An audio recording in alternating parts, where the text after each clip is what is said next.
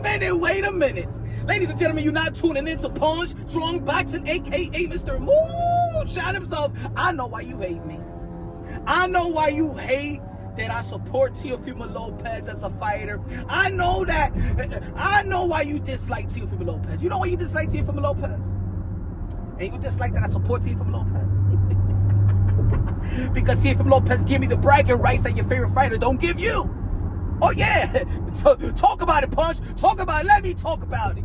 Teofimo Lopez, as we all know, is a two-time lineal champion. As we all know, he beat Richard Comey. As we all know, he beat Vasily Lomachenko when Vasily Lomachenko was regarded pound for pound, 1, 2, 3. You can flip it around. You know, he beat Josh Taylor when Josh Taylor was undefeated, the junior welterweight, undisputed. You know that when Teofimo Lopez beat these guys, he was the underdog. You know that between his contemporaries, Teofimo Lopez is the most accomplished fighter of this young generation. You know that Teofimo Lopez is calling out Jerome Boots and there's an offer on the table. You know that Teofimo Lopez is calling out Bud Crawford, practically and arguably the greatest of this generation. You know that Teofimo Lopez want all the smoke. And regardless if you don't like what Teofimo Lopez is saying, because you emotional. I don't like Teofimo Lopez. You don't like that shit. He be saying this and he be saying that, but as a fight fan, you fool. You gotta respect him 100%. And your favorite fighter don't give you the bragging rights the way that Teo gives me as a fan. That's why you don't like me. Huh? You can't debate that. Who got a better resume than Teofimo Lopez? The Shakur got it? Who got a better resume than Teofimo Lopez? The Tank? Who got a better resume than Teofimo Lopez? Boots? Huh? The only guy that to be honest, that has the type of good wins of his contemporaries, right? Bam Rodriguez. Shout out to Bam Rodriguez. And I'm not saying these other guys ain't good. They good. They good. But Teofimo Lopez, the captain of the generation, the captain of the generation, the commander-in-chief. I've been telling y'all since day one. Who's calling out Jerome Boots Ennis? Who truly calls out Jerome Boots Ennis? I mean, Brian Norman Jr., he could have had Jerome Boots Ennis. He declined that deal, right? What about, who's calling out Bud? Who truly been calling out Bud? And you can't say, oh, no. Yeah. And some of y'all like to say, yo, he cloud chasing. Cloud chasing what? His resume speaks for itself. See, because in the end of the day, let me tell you like this as boxing fans. In the end of the day, if you don't bet, you know, or for those that bet, you a fight fan and you got your favorite fighters, you got your favorite fighters that you like their styles and things of that nature. But let me tell you like this. All we have as fans in sport, whether you a basketball fan, Knicks fans, let's go New York Knicks. Feel me? Is bragging rights. That's what we protect. That's what we cheer for. That's what we debate. That's what we argue in sports. All we have as fans is bragging rights. That's why you in the chat. That's why people open up their panels and debate and talk boxing and talk sports. All we have as fans is bragging rights. And the thing is, Teofimo Lopez gives me all the fucking bragging rights as a boxing fan. And you know when your favorite fighter loses, or when the fighter that you support loses, you get humble, you stay shut, almost like the Deontay Wilder fans, right? You remember when Deontay Wilder lost, had a lot of fans, and then they had to like basically be ghosted. It's almost like even, you see like Manny Pacquiao. Remember Manny Pacquiao, the 8th Division World Champion, 5-time lineal, 12-time World Champion, the ambassador, the senator, the humanitarian, the greatest karaoke singer of them all. The GOAT, Manny Pacquiao. When Manny Pacquiao retired, I'm gonna tell you like this, the YTBC and the YouTube boxing community, man, there was a lot of channels that was like Philippine channels, Manny Pacquiao channels. Once Manny Pacquiao retired, there was no mas. It's almost like they retired. See, when your favorite fighter wins, what keeps you alive is your favorite fighter when they win.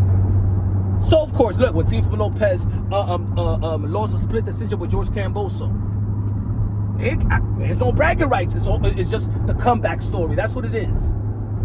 But what Teofimo Lopez is at right now,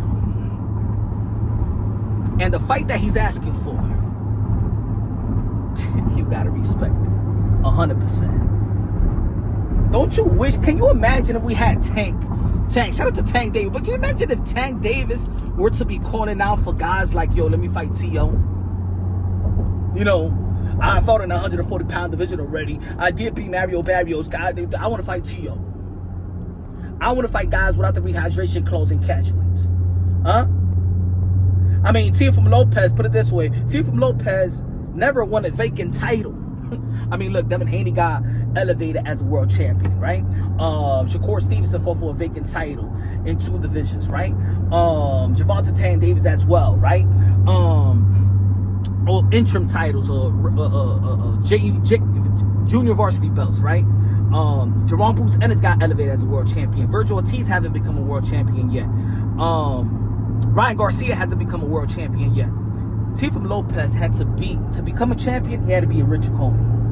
To unify the titles, he had to beat Vasily Lomachenko. And the thing is, y'all already know that the politics have played a role into not giving 100% props to Teofimo Lopez because the WBC franchise, because Josh Taylor vacated his belts and things of that nature, right?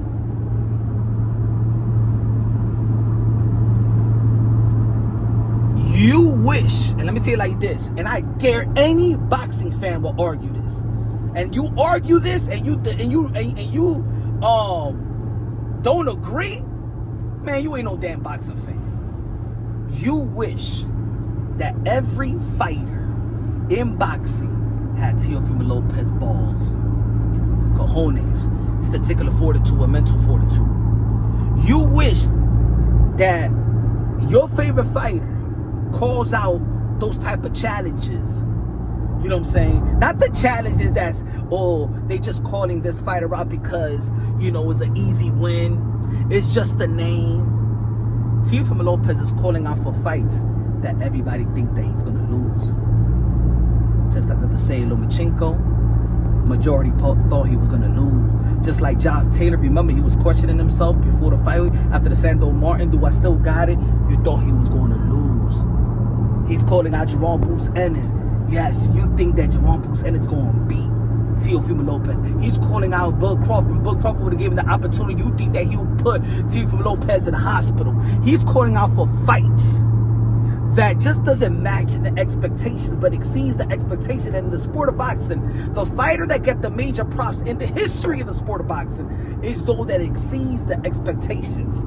Oscar De La Hoya, 6th division world champion. Floyd Mayweather, 5th division world champion. Hearn, 7th division world champion. Manny Pacquiao, 8th division world champion. Roy Jones Jr. going up from starting at the junior middleweight, going all the way to the heavyweight division. Mike Tyson, the smallest heavyweight.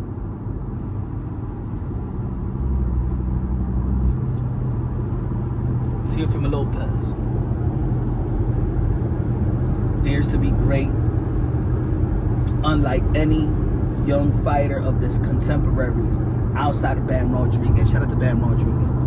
Bam Rodriguez beat Juan Francisco Estrada, Rumasai, Guadra, Sonny Edwards. How many pound-for-pound fighters beat pound-for-pound fighters? Teofimo Lopez beat 2. How many pound-for-pound fighters your fighter beat? Your fighter beat? Come on now. How many pound-for-pound fighters your favorite fighter beat? In their prime. In their prime.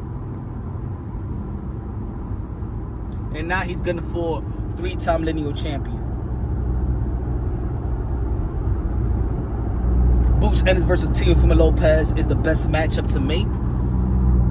And I'm glad that Teofimo Lopez is the one that's initiating the call-outs. And there's already been, this is the second offer on the table. The second offer on the table. Now let me say it like this, ladies and gentlemen, for the people that be like, oh no, he's cloud chasing. Teofimo Lopez's resume speaks for itself. There ain't no cloud chasing in that resume. Y'all can start narratives and things of that nature. And I'm telling you like this, you don't have to like Teofimo Lopez. Yes, we hold fighters. Yes, hold them accountable and stuff like that for the things that he says. Not everything that he says is right. Not everything, you know, things should be cleaned up. Things shouldn't be that controversial and stuff like that, especially if you don't have a fight lined up and you really promoting a fight. I get that. But as a fight fan, in the end of the day, and look, we this is boxing. I don't want to hear people acting all emotional about what Teofimo Lopez has been saying, because in the sport of boxing, there's always been a green light for the most, how you say, controversial things that could be said and done. Like Mike Tyson, his post-fight interview, want to eat Lennox Lewis' children and Ricardo Mayorga, one of the best in promos, man. Yo, just look at the promo with Mayorga and Oscar De La Hoya. Look at the promo with Oscar De La Hoya and Shane Mosley. Man, this is the sport of boxing, baby. You remember that promo between Charlo and Harrison? Shout out to Jamel Charlo, man. Come on now, baby. This is boxing. This is boxing where you can see Javante Tan Davis manhandle his baby mama and go viral and still sell out Atlanta. This is the sport of boxing where Mike Tyson, my favorite fighter of all time, got convicted of you already know what. And man, most of the boxing world, man, we can't wait till Mike Tyson come out of jail, man. We ain't give a damn about that woman, Desiree Washington. We don't care. We care about the fights, baby. We care about the fights. And Teofimo Lopez fights, and won out all the smoke. All the smoke. Are you a boxing fan or what? You emotional betas? Don't nobody got Teofimo Lopez heart. Nobody got Teofimo Lopez cojones. Alright? That's a fact. Not debatable.